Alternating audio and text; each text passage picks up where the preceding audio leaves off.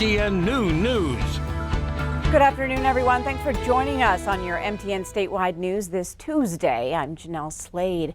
Well, this afternoon, COVID-19 claims another Montana life and adds 66 new cases across the state. This latest death, a Yellowstone County woman in her 80s who lived at a local senior living facility. This brings our state's death total to 120. There are 163 people hospitalized with COVID across Montana. Well, last night, Lincoln County officials reported another death as well as cases connected to Libby Public Schools. No other information about the individual was released. Now, this brings Lincoln County's death total to 3. Health officials also wrote that 2 active coronavirus cases from the weekend are students at Libby Middle and High Schools. Contact tracing is ongoing. According to the Centers for Disease Control, influenza season begins in October, spikes in December, and doesn't phase out until March. Well, Dr. Todd Wampler, with the St. Peter's Health Medical Group president, says there are a lot of unknowns. We just don't know what's going to happen. He and his colleagues have been discussing the upcoming flu season for weeks. They have identified several elements to help them navigate both viruses. But if you do get sick, Dr. Wampler says there is one key symptom you need to watch for. One symptom that seems to be unique to COVID is the loss of a sense of taste or smell. Now, that doesn't happen with everybody with COVID, and occasionally it can happen with other viruses as well. But that tends to be one symptom that kind of tips us off a little bit. And once again, wearing masks, washing hands often, and keeping a safe distance from others are all precautions to help avoid both flu and COVID. Well, the search for a coronavirus vaccine has taken center stage in the presidential election. Skylar Henry has more details from the White House. President Trump says he's willing to spend his own money to win the 2020 presidential election. Whatever it takes, we have to win. This is the most important election in the history of our country. The coronavirus pandemic continues to dominate presidential politics, with a back and forth about a future vaccine over Labor Day. I want full transparency on the vaccine. With me, it's the faster the better. President Trump continues to tie the timeline for a vaccine to November 3rd, Election Day. We're going to have a vaccine very soon, maybe even before a very special date. You know what date I'm talking about. Democratic nominee Joe Biden says linking the vaccine to the election could hurt its chances for success. He said so many things that aren't true. I'm worried if we do have a really good vaccine, people are going to be reluctant to take it. And so he's undermining public confidence. President Trump says it's Biden and his running mate Kamala Harris who are undermining public confidence about the vaccine. Contrary to all of the lies, the vaccine, that they're politicalized. They'll say anything. And it's so dangerous for our country what they say. But the vaccine will be very safe and very effective. Biden says he prays for a vaccine soon. If I could get a vaccine tomorrow, I'd do it. If it cost me the election, I'd do it. We need a vaccine. We need it now. 9 pharmaceutical manufacturers working on a vaccine issued a joint statement saying they will only submit a vaccine for approval if it's proven safe and effective. Skylar Henry, CBS News, the White House. In an effort to have transparency, FDA Commissioner Dr. Stephen Hahn tweeted that he'll be using a forum tonight to highlight the FDA's work on a COVID vaccine. Well, in Gallatin County, the rain very helpful for both firefighters and evacuated residents. Some were briefly allowed in their homes to grab belongings yesterday. The Bridger Foothills fire remains at just over 7,000 acres today. Firefighters used the minimal activity of flames to construct fire lines and secure structures yesterday. So far, several structures have been lost in that fire. Now, the recent wildfires throughout Montana, a reminder to always be prepared for disaster. September is National Preparedness Month. Over the past few weeks, wildfires across the state have forced hundreds of people from their homes. Now, the Red Cross reminds homeowners to have a disaster evacuation plan in place and know what items to take if you're forced to evacuate. Make sure your family knows that plan, you practice that plan. We also encourage you to build a kit, a first aid kit that has things like extra medication that you might need if you have to leave your home for a long period of time, cell phone chargers, important documents. And it's now time to check in on the weather scene with meteorologist Ed McIntosh. And Ed, what is the Farmer's Almanac telling us? We got to take a look and see what the old Farmer's Almanac says. Let's start off nationally. Gorgeous weather down into Florida. We're looking at wetter weather anywhere from the Great Lakes states over into the mid-Atlantic states up towards the New England states and wet into the Pacific Northwest. But for our part of the country, we're looking at temperatures to be overall milder than average. They'll still have some periods of cold weather that will come and go. The blue shaded areas in western Montana and western Wyoming looking at average snow, but maybe a little above average snow into the eastern plains of Montana, including Billings off towards the Dakotas. Take a closer look at the forecast. Why bother taking a look at the forecast? We already know what's going to happen, but I'll have details on the short term coming up next. All right, thanks so much, Ed. Well, maybe early September, but it looked a lot like winter in parts of Montana Monday, which means ski season is on the way. Take a look. Showdown Ski south of Great Falls covered in snow. While the slopes won't open until December 11th, staff members are excited to see the snow and say they are in full preparation mode. We are currently maintaining all our lifts, doing our annual maintenance on those. We have a logging crew on the mountain this summer doing some additional logging to what was started last year, and our guys are out supporting that effort. Now, the resort is also making changes to comply with the state's Phase 2 coronavirus guidelines. And take a look. Here's another beautiful sight for skiers. Look at all the snow that fell on Red Lodge Mountain, southwest of Billings. It's already piling up as many look forward to opening day on November 27th. Now, this year's wait for ski season has been a little longer after COVID forced the resort to close early last year. Red Lodge Mountain will also have safety protocols in place this season, and resort staff expect the 2021 ski season to run through April 11th. More information today about a body discovered behind a downtown Billings hotel on Sunday. Yellowstone County Coroner Cliff Mahoney says 26-year-old Adrian Goodbear died from a fatal stab wound in his arm. 25-year-old Adriano Fowler faces a homicide charge after police say he and Goodbear got into a fight near the downtown Hardee's in Billings. On Sunday, Goodbear's body was found with a large cut in his arm. Police believe he drove himself to the roadway inn on North 27th after the fight, and that's where he died. In western Montana, police more convinced today that a suspected arsonist became the victim of his own crime.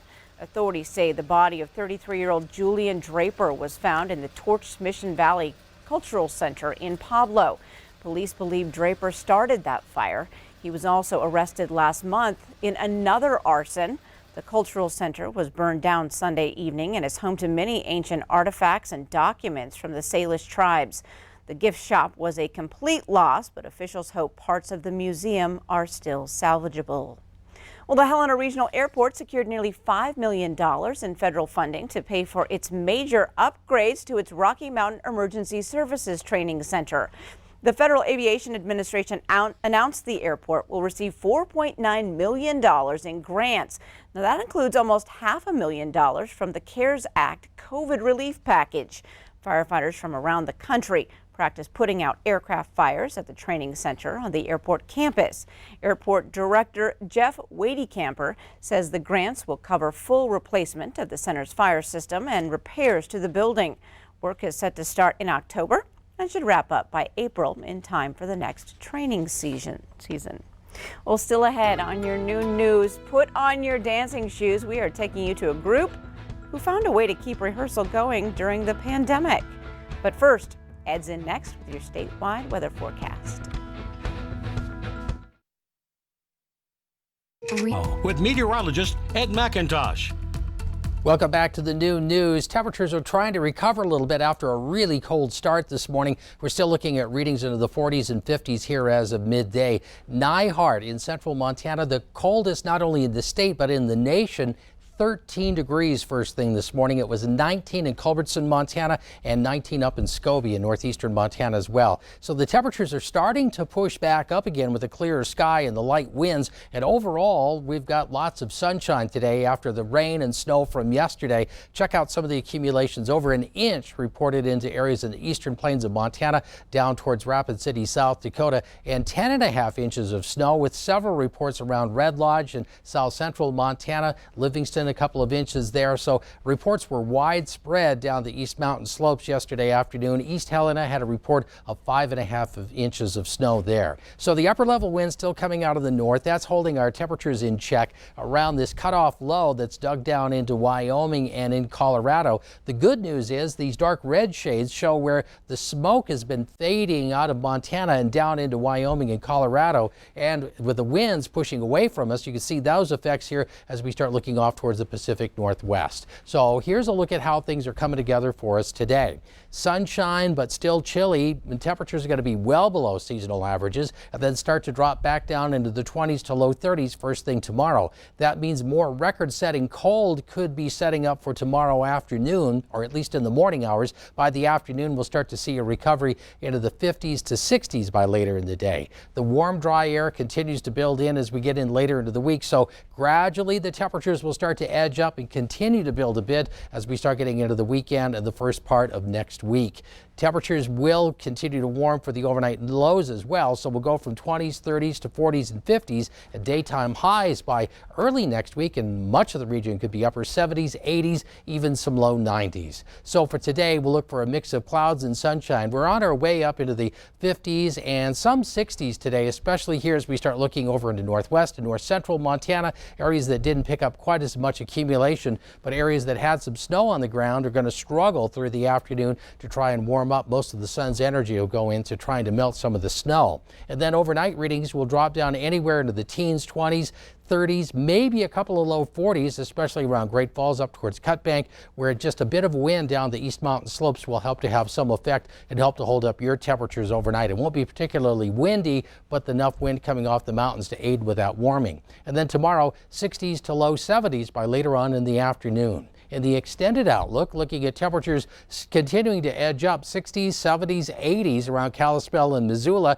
and then hanging into the mid 80s as we start getting into the early part of the weekend. For Great Falls and Helena, a pretty good warm up for you guys tomorrow, 60s, 70s by later in the day, and then starting to edge back into those low 80s by Friday and Saturday. For Butte and Bozeman, looking at the temperatures also doing that climb, 60s, the 70s, and then pushing up into the 80s by the time we start getting in towards the early part of the weekend. And for the Eastern Plains, a more substantial warm up from the 50s, 60s, 70s, and then the 80s continue to build in. But you'll notice that statewide, we're looking at pretty dry conditions now as well. Here's a look at the weather. Back to you, Janelle.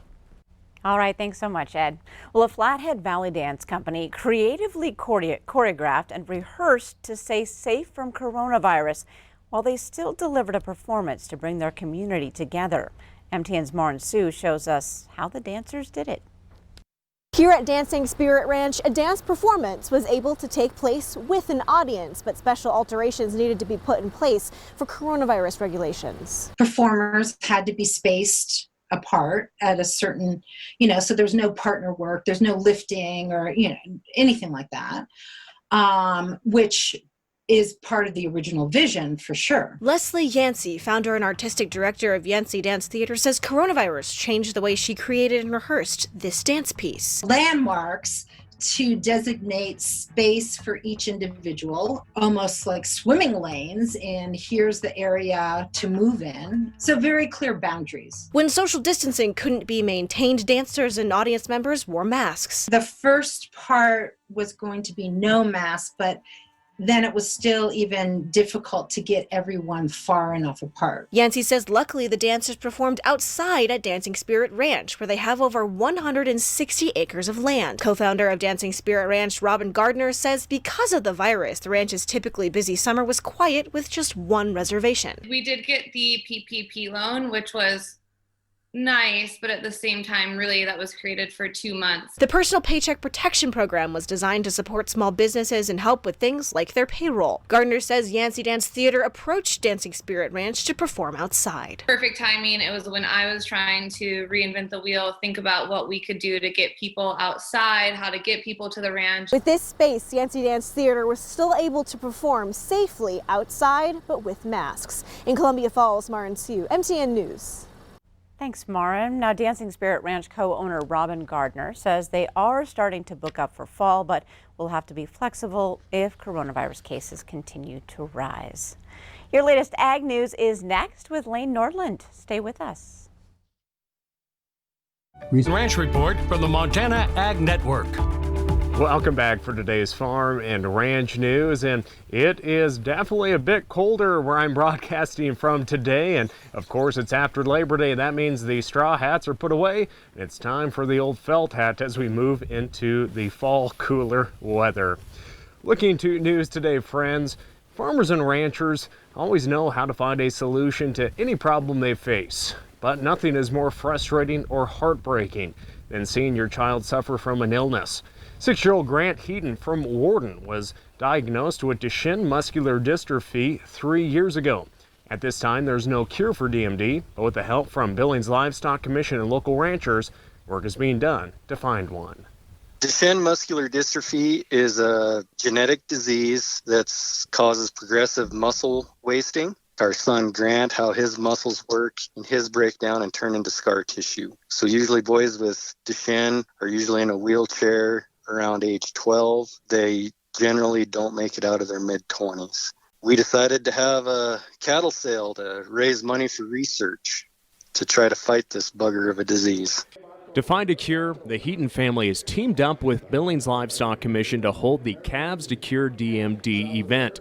Producers are encouraged to consign a portion of their livestock sale on September 17th to help fund research for a cure. Somebody can bring in an animal. It don't have to be a calf. It can be a yearling, a bull, an old cow. Kind of our target is anything that's not going to go on a semi that you're going to have to bring to a sale anyways. Bring it to our sale, and the seller gets to pick how much of their check to donate. The tax-deductible donation goes directly to an organization called Cure Duchenne, which funds groundbreaking research, early diagnosis, and treatment access. Some people donate their entire check, and that blows me away every time it happens. Some people donate a set dollar amount, like $100 out of their check. It's up to the seller, whatever they can do and want to do. This isn't the type of sale where one calf sells 4 times. You bring in your animal and it sells for regular market price, and then whatever you want to donate. To donate a portion of your livestock proceeds on September 17th, contact Billings Livestock Commission, or to make a monetary donation, visit the Calves to Cure DMD Facebook page. We'll be right back. Today, July's exports of U.S. beef rebounded from recent lows but still remain below 2019 levels. That's according to data released by USDA and compiled by the U.S. Meat Export Federation. July beef exports totaled just over 107,000 metric tons. That's up 36% from June, but still 9% below last year. Export value was $647 million. That's the highest since March, but down 10% from a year ago. July exports to China increased sharply year over year, and shipments trended higher to Taiwan, Canada, and Hong Kong. July exports were lower than a year ago to Japan and South Korea and declined significantly to Mexico. U.S. Meat Export Federation experts suggest that China's demand for both U.S. pork and beef will be strong through the balance of the year, including purchases for the Chinese New Year. Very good news for U.S. livestock producers. That's all for today's Farm and Ranch News. And now we're going to check in with self-proclaimed happy Ed McIntosh. Why not? It's great. We got all kinds of weather going on over the course of the next few days. Temperatures go from 60s, 70s, all the way back up into the 80s. But notice that whether we look at Kalispell and Missoula or Great Falls and Helena, we've got suns all the way across there. Some chilly morning temperatures again tomorrow. It's going to struggle to try to warm up today in many locations after some record cold temperatures this morning. A few records will likely fall again tomorrow morning. But region-wide, we're back into the fall weather pattern, even warmer than average temperatures by early next week. All right. Thanks so much, Ed. We will see you tomorrow. Have a great day, everyone.